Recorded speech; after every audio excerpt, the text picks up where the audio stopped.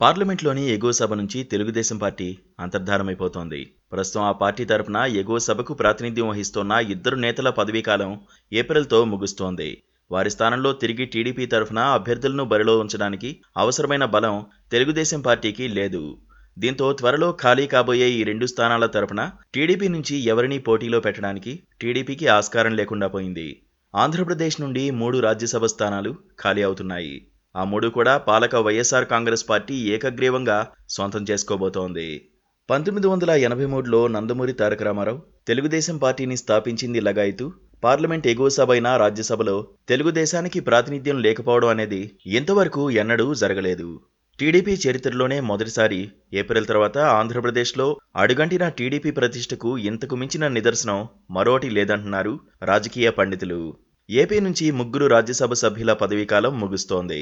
టీడీపీకి చెందిన కనకమేడ్ల రవీంద్ర, సీఎం రమేష్లతో పాటు వైఎస్ఆర్ కాంగ్రెస్ పార్టీకి చెందిన వేమిరెడ్డి ప్రభాకర్ రెడ్డి పదవులు ముగియనున్నాయి. ఈ 3 ఖాళీల భర్తీ కోసం ఈ నెల 27న ఎన్నికలు జరగనున్నాయి. ఆంధ్రప్రదేశ్లో ఒక్కో రాజ్యసభ సభ్యుణ్ణి గెలిపించుకోవాలంటే కనీసం 44 మంది ఎమ్మెల్యేల మద్దతు ఉండాలి.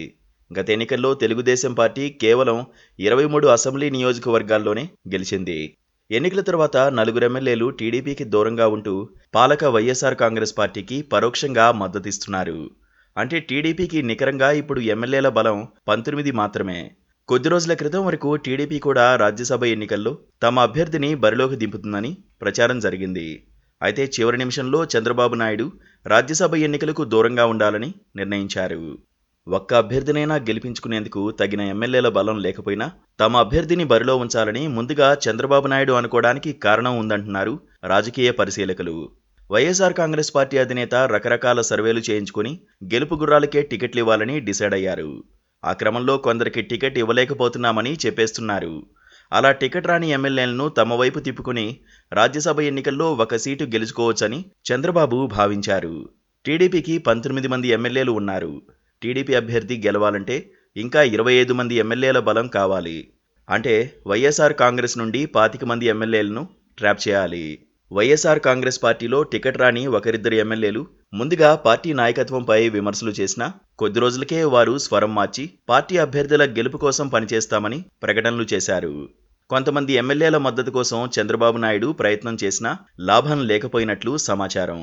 పైపెచ్చు ఎన్నికల్లో తమ అభ్యర్థిని నిలబెడితే టీడీపీ ఎమ్మెల్యేల్లో ఎవరైనా క్రాస్ ఓటింగ్ చేసి వైఎస్ఆర్ కాంగ్రెస్ అభ్యర్థికి ఓటు వేస్తే ఎన్నికల ముందు ఉన్న పరువు కూడా పోతుందని చంద్రబాబు నాయుడికి పార్టీలో సీనియర్లు చెప్పారట.